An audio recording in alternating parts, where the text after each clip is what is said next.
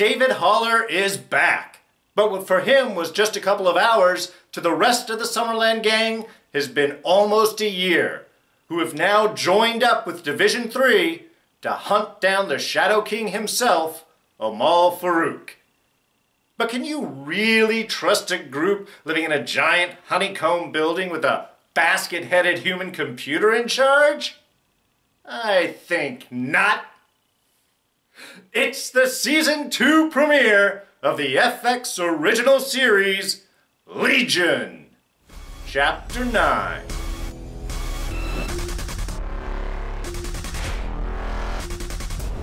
Hey everyone, D here, and welcome back. It's Season 2 of Legion. So excited! So here's your spoiler warning. We're diving in straight away. Nice to be back. Really excited about this. You know, I've often talked about that I've always seen Season 1 of Legion as like a perfect season.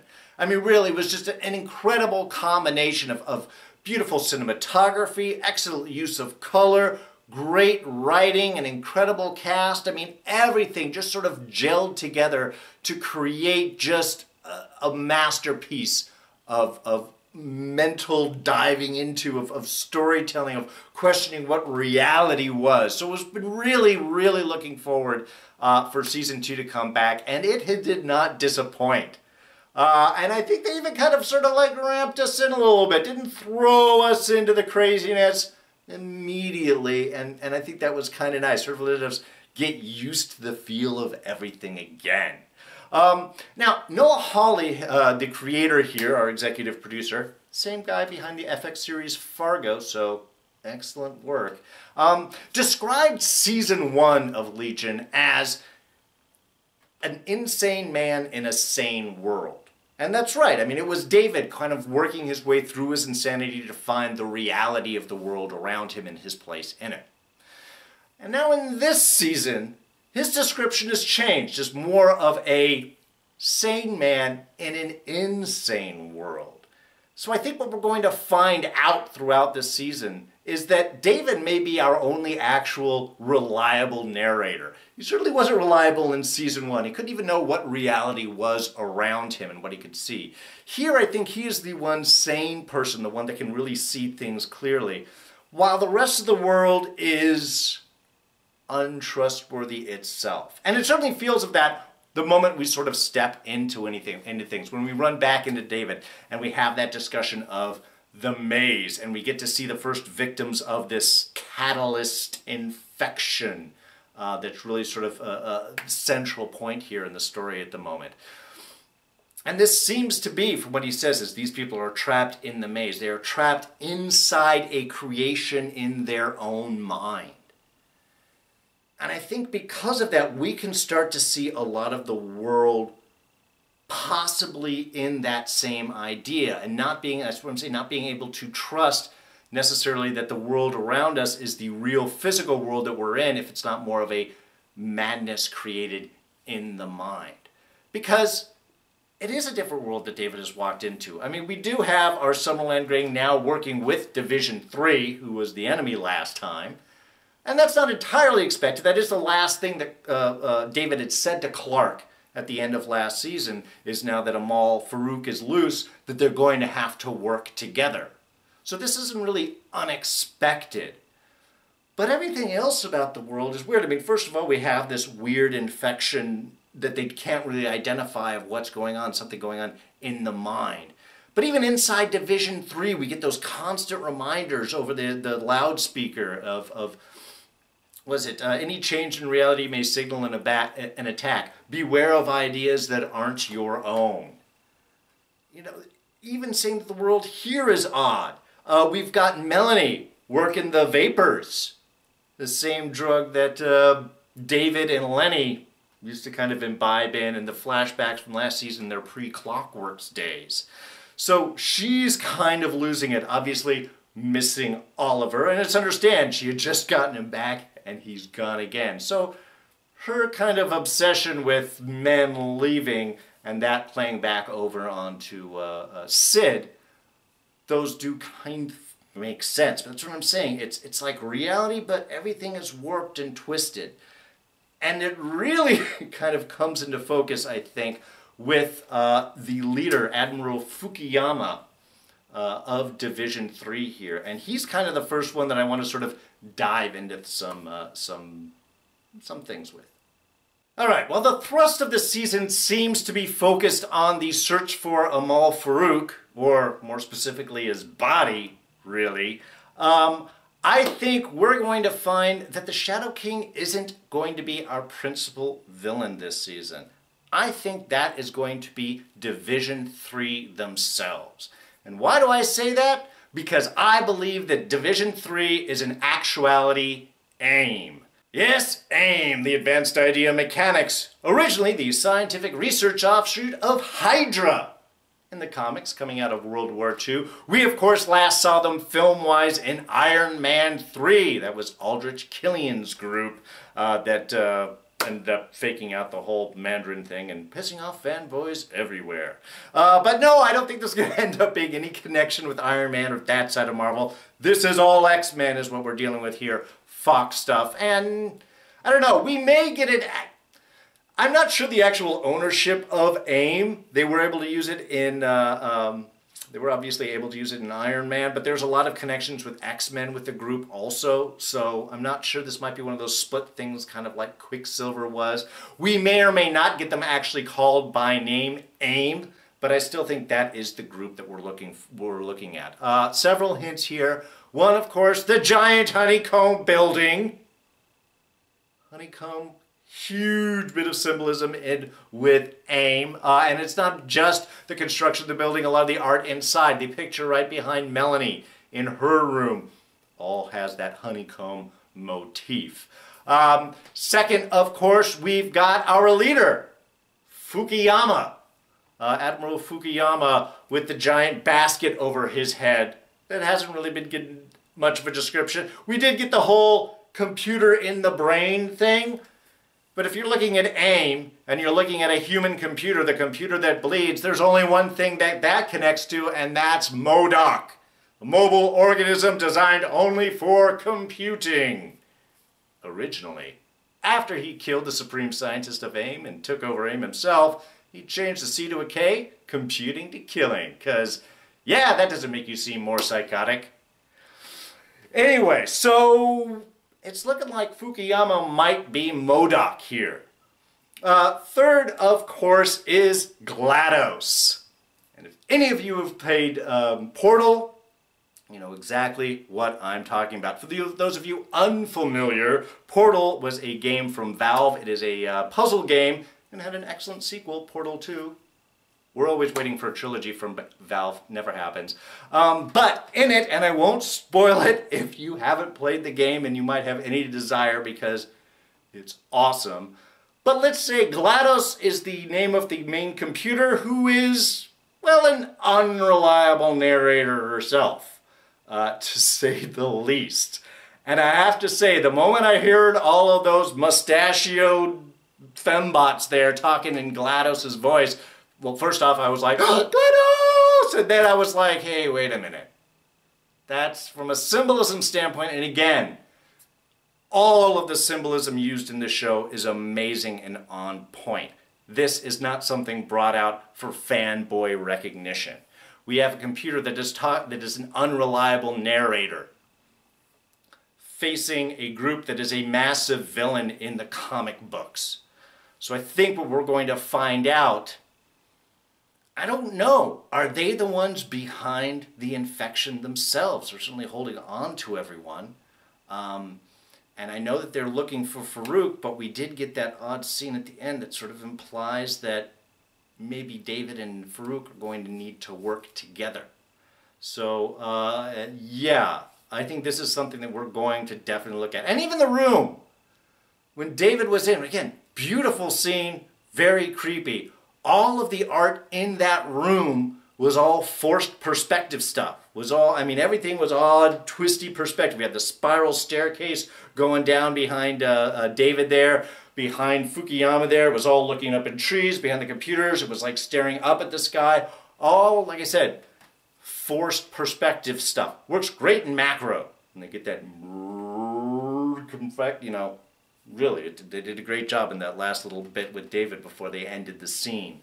But even that, again, is a lie, a forced perspective. And that works in so much with that whole idea of the storytelling of the delusion, which was also a whole kind of creepy scene that I think is constantly, this is one of those things we are assuming is talking about Farouk. And it might be, but it also could be dealing with the idea that we've put in a thought, an idea that Farouk is the bad guy, that we are the good guys, and we're going to let that manifest and twist and become something that isn't actually real. As for our scene of the week, you know, this is going to be tough. This is going to be a tough season for that. How do you pick a scene of the week in a show where, like, every other scene is awesome and amazing and has so much composition and storytelling and symbolism and stuff? I mean, the waffle boat. A waffle boat. I could have chosen the waffle boat. Almost did too. That looks so good. That breakfast place in Division 3, man, that just goes through the whole... That's where I want to eat. Somebody tell me where that is. I want to go there for breakfast. Anyway, but with everything going on, this is going to be my choice of our scene of the week. And that is our final scene, when David goes to sleep and has his memory dream of what happened once he got picked up. Because with all of the other strangeness that was going on throughout the episode, this really gave us our good, strong, like I was talking about, our reliable narration of what seems to have happened. So we have David, I mean, first of all, we start out again with that creepy, oh man, that creepy chick slobby thing, which again, very much like when Farouk was falling apart, when Lenny was falling apart inside of David's mind, and the whole sticky, oily, gooey nastiness trawling behind. So I mean, even as we start off the scene, we've got that creepy chick baby crawling up out of the bed. As again, this is sort of delusionary aspect, but I think this is him looking past that. I think that's the sign of delusion in the world in Division 3, and he's sort of separating out from this. Because what we seem to be looking at here, well, what we are looking at is Sid from the future. And we kind of can get that idea straight off because of the locket. And is this why he asked Carrie to make her the locket? Which again is awesome. That's so sweet. It has a compass that finds David. You know, that's going to be used again. But the whole construction of this scene, again, symbolism. You can't say anything, it's all quiet, which again puts David in that emotional, vulnerable spot. He can't communicate, he can't reach out with the woman that he loves, which already is a complication in their relationship, and here, just make it even worse. But that whole separation, and then we've got the carving of the ideas with the light stick, was just beautiful. And then we've got the rotating light around Sid constantly, which is constantly changing that perspective, and it gives it the whole mosaic feel to her face. And she doesn't look good.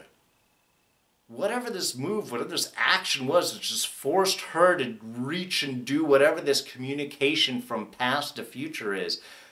There's a cost to this. There's a reason that she's doing it. And the fact that it slowly plays out the idea that David is going to have to save Farouk, to help Farouk, who's been David's nemesis, who you just literally just escaped from, time-wise, and now he's going to have to go and help.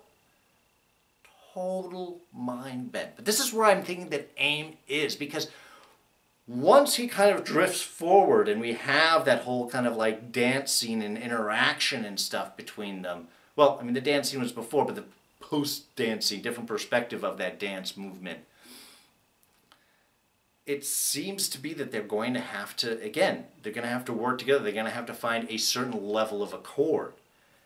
And that might be part of what Ptolemy is sensing in. And this is one of the questions of why I'm thinking that Ptolemy himself might be one of our lost guides, another unreliable. Because when we saw the flashback, when they showed the first, when they almost caught up to Farouk, and it was Ptolemy there, and then he went out immediately, why is he still around? If Farouk is infecting everyone with this weird virus, why is Ptolemy not infected by that? He should have.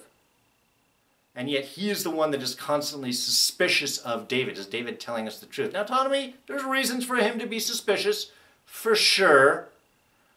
But if he is the inquisitive, investigative part for Division 3, wouldn't that really be his job to kind of try and find that out? If David suspects that AIM is behind, if Division 3 is behind things. So anyway, just that whole last bit, again, it was all symbolism, it was all quiet storytelling, and all of that was David kind of realizing, he stands up at the end, is that he is separate. He has to look out. There is nothing that he can trust in the world, because the future Sid is asking him to help his enemy, and now he's going to have to figure out why that's the case. Alright, just a couple of small things. First off, few more hints that the world around David may not be entirely real. First off, the blood pressure. When they say what David's blood pressure is the same as the rest of the victims of the catalyst of the infection, 90/120. That should be opposite. It should be the bigger number than the smaller number, because it's your systolic and your diastolic. It's the bump of the heart and the lump of the other chamber of the heart, of the back heart. So large pressure, lower pressure. If it's lower pressure and larger pressure, your heart's going to explode, because that's the second chamber pumping into the other heart. It shouldn't be that way. It's totally wrong. Also, and small thing, Clark looks a lot better than he did after last year. Could be some surgeries, could be some grafting, could be some changes over that, but his nose was a lot more melty before, and now it's looking a lot better. I did really enjoy his little conversation with David over breakfast there, though, about his mom and ice cream. It was very sweet. Sorry, I had to say that. As always, amazing use of color and symbolism and perspective throughout the entire episode. The storytelling, also super creepy. Definitely want to hit on, again, the story of the egg and the delusion and the creepy little chick thing. That was so beautiful and so nasty, and I'm not going to be able to get that out of my head. Oliver Bird, of course, not the only person that Division 3 is looking for. They're also looking for a few other people, one of which is cephalopod HR-14C. It's like a giant squid. Really want to know that story. And yes, David is lying to Sid, which is sad, but kind of for a reason. Again, not a very trustworthy environment around him. I think it's smart for him to play his cards close to his vest.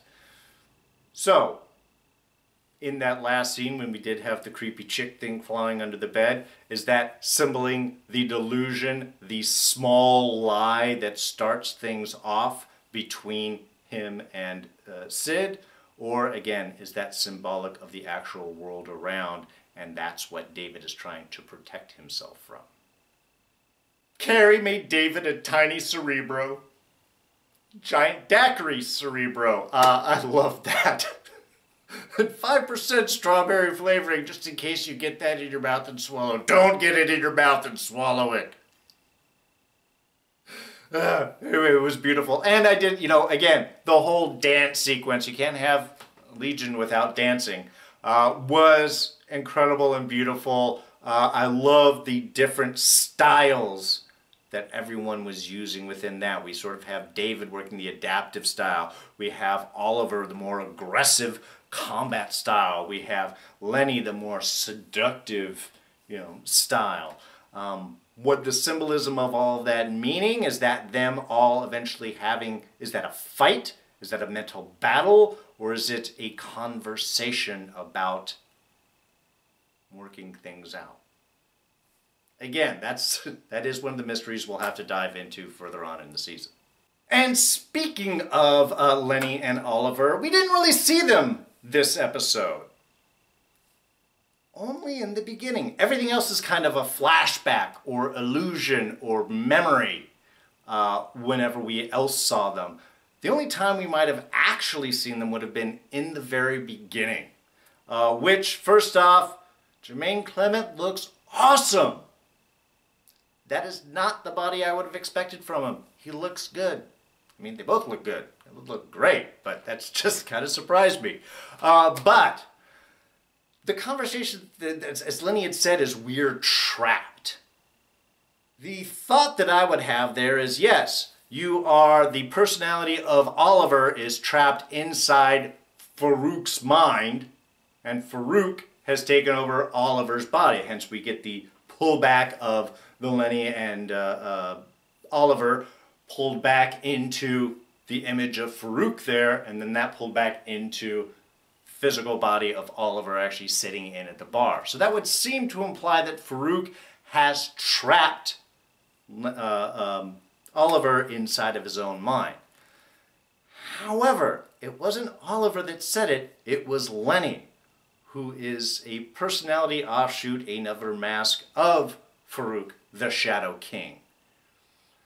So does that mean that both of them are actually trapped inside of Oliver's body?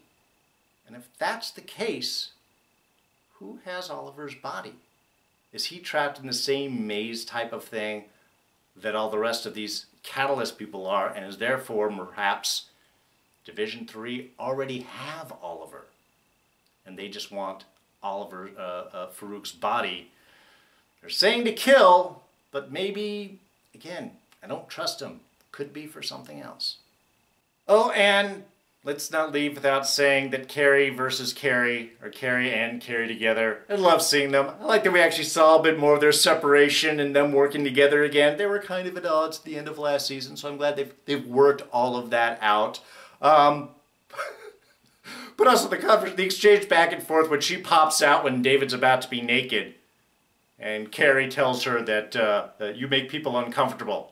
Yeah, you walked around without pants on all day on Wednesday, and I make people uncomfortable. That was awesome. Also, Carrie's response to David, when David asked him, "You've done this before?" "Yes, but only theoretically." What is that supposed to mean? It means that after you freak out, you're going to teleport yourself and end up naked down the basement next to your girlfriend, who's following one of those creepy, slimy chick tracks, I think, down there. And before we go, I got a chance to go check out the Legion Chamber at the Goya Studios here in Hollywood over the weekend. Was a cool little insight into the multiple perspectives, the split ideas of David Haller. Here, check this out.